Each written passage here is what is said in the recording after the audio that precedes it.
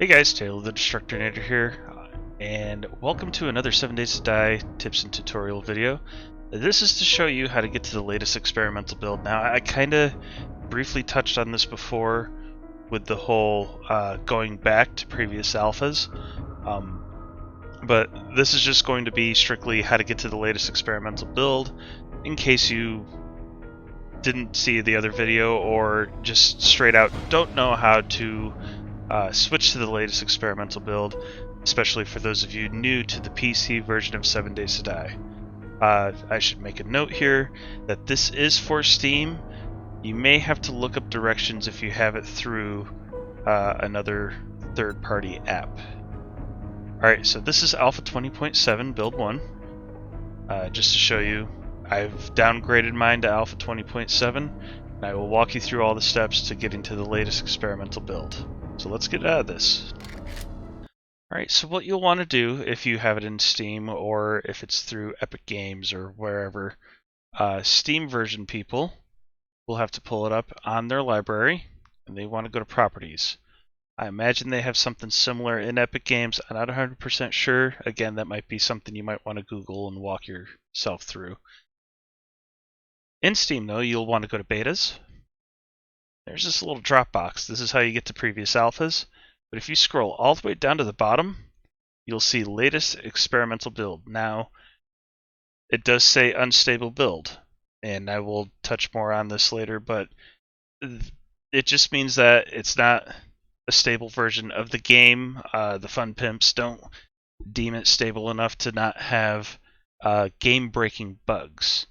So if you're like one of those people who want to wait until there's a stable version, that's fine.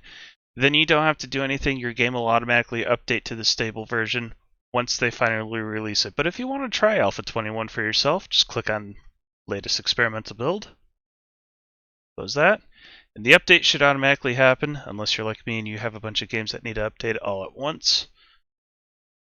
And this is probably going to be the longest part.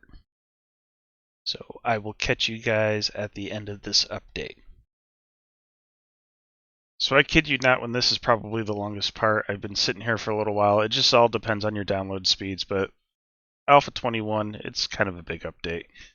So while I'm waiting for this, I thought I would touch on cleaning up your app data files. So if you go up into your address bar, you click percent or type percent app data and close it off. If you hit enter, you'll see a bunch of folders pop up. Click on 7 Days to Die. It should give you a display like this. It might be a good idea anyway to go into your generated worlds and clean it out. Any random gen world you make, whether it's a modded 7 Days to Die or your regular 7 Days to Die, all the worlds are generated here. Also, saves local is all the worlds you download when you join servers. So it might not be a bad idea to clean that out once in a while too, especially if you haven't been on a server for a while or if that server got wiped. You can always go in and sort by date modified. I cleaned it out when I went to Alpha 21. Saves. Don't forget to clean out your saves as well. If you've gotten rid of a generated map for this world, get rid of its saves. There's no point in it being there because you can't load up that map or load that save anyway because the map doesn't exist.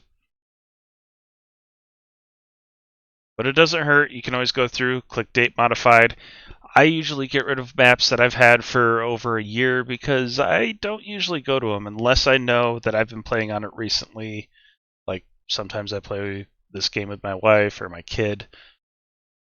It doesn't hurt to clean it up once in a while because these saves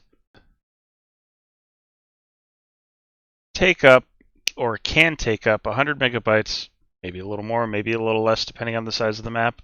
But still, 10 of these, that's a whole gig being used up on my computer. So remember to go through once in a while, go into your app data, 7 Days to Die folder, clean up generated worlds because previous generated worlds will not work on a current alpha. Keep that in mind. Vice versa too. If you go back to a previous alpha, like I showed how to go back to alpha 16.4, my alpha 21 map will not work for Alpha 16.4, just because of all the new blocks, new features and stuff that get put into the game as they update it. Alright, now that we're fully updated here, let's go ahead and boot the game up.